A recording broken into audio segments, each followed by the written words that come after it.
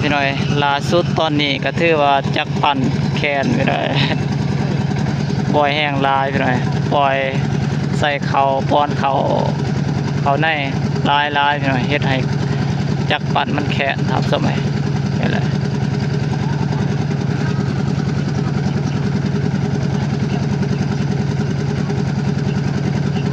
ตอนนี้ก็ยังสอกหาวิธีแก้ไขพี่น้อยปีนบ่ได้ทับสมัย